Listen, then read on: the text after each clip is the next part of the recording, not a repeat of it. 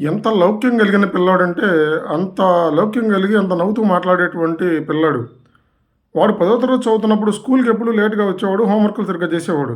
బాగా స్ట్రిక్ట్‌గా ఉండే మ్యాథ్స్ టీచరు వాడిని "ఎందుకురా లేట్‌గా వస్తున్నావు" అని చెప్పి కొట్టబోయాడు. హోంవర్క్‌లు ఎందుకు చేయలేదని చెప్పి కొట్టపోతే, "ఆగండి, ఆగండి కొడుదురు గాని, ఒక మాట వినండి. తర్వాత కొడుదురు గాని" అని ఎంత లౌక్యంగా చెప్తూ, మా అమ్మ క్యాన్సర్ అండి. అమ్మకి హాస్పిటల్‌లో నేనే ఉండాలి. అమ్మకి రీసెంట్‌గా గవర్నమెంట్ హాస్పిటల్‌లో సర్జరీ చేశారు. మా నాన్న లేడండి. మా నాన్న మమ్మల్ని వదిలిపెట్టి ఎటు వెళ్ళిపోయాడో తెలీదు. నాకు ఒక అన్నయ్య. వాడికి 18 సంవత్సరాల వయసు. వాడు పశువులకి 4 గేదెలు ఉన్నాయండి. ఆ గేదెలకు కాసి ఆ అన్నయ్య మమ్మల్ని పోషిస్తూ ఉంటాడు. ఉదయం పూట అన్నయ్య గేదెలు శుభ్రం చేసి పాలు తీసిస్తే నేను ఎళ్ళమ్మట తిరిగి పాలు పోసి రావాలండి. వచ్చిన తర్వాత నేనే ఇంట్లో వంట చేయాలి. అమ్మ చేయలేదు. అమ్మ మంచంలో ఉంటది. ఇంట్లో వంట చేసి పాలు పోసి వచ్చేసరికి నాకు లేట్ అవుతుందండి. నేను 2 రోజులు ఆగి చూపిస్తాను. చూపించకపోతే హోంవర్క్‌లు నన్ను కొట్టండి అని నవ్వుతూ అంత లౌక్యంగా చెప్తాడు ఆ పిల్లాడు. చక్కగా ఉంటాడు. అలాగే ఊర్లో బాబాయ్, తాతయ్య, అత్త ఎవరిని కనపడితే గ్రామస్తులు వాడు నవ్వుతా పలకరించకపోయినా పలకరిస్తా ఉంటాడు. అంత లౌక్యం కలిగిన పిల్లాడు. మరి ఏం జరిగిందో 10థ్ క్లాస్ అయిపోయిన తర్వాత ఇంటర్మీడియేట్ అయిపోయింది. ఇంటర్మీడియేట్‌లో మంచి మార్కులొచ్చినియి. వచ్చిన తర్వాత ఫ్రెండ్సు "నువ్వు మంచి మార్కులొచ్చినాయి కదరా! పార్టీ ఇవ్వరా, పార్టీ ఇవ్వరా" అని గొడవ చేశారంట. ఈరోజు 10థ్ క్లాస్ నుంచి ఇంటర్మీడియేట్ దాకా పార్టీ ఏంటంటే మందు పార్టీ. వీడు చాలా పేదోడు. పశువులు కాసుకొని వాళ్ళ అన్నయ్య డబ్బులిస్తే కాలేజీ చదువుకునేవాడు.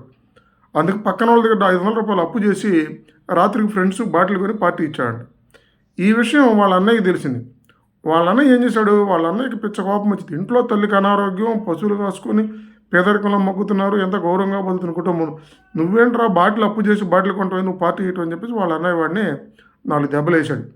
4 దెబ్బలేసేసరికి దారిన పోయి ఆడపిల్లలు ఎవరో నవ్వారట.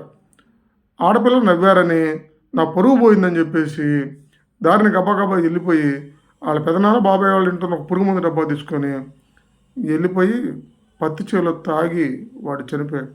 ఎంతో లౌక్యంగా ఉండి, ఎంతో తెలివిగా ఉన్న పిల్లాడు చిన్న ఆవేశంలో ఎవరో నవ్వారని వాడి పరువు పోవటం ఏంటి? 16 ఏళ్ల పిల్లాడికి పరువు పోవటం ఏంటి?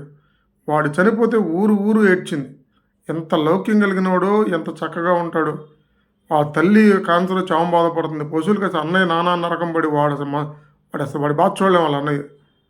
పిల్లలు ఇంత ఆవేశంగా చిన్న చిన్న ఎమోషన్స్‌కి ప్రాణాలు తీసుకుంటే కావాల్సిన వాళ్ళు, వాళ్ళ మంచి కోరేవాళ్ళు ఎంత బాధపడతారు. పిల్లలకి విలువలు, జీవితం యొక్క గౌరవం, జీవితం యొక్క విలువ తెలియటం అనేది చాలా మంచిది.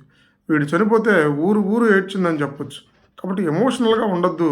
ఆలోచించండి మనమెంత, మన పరువెంత.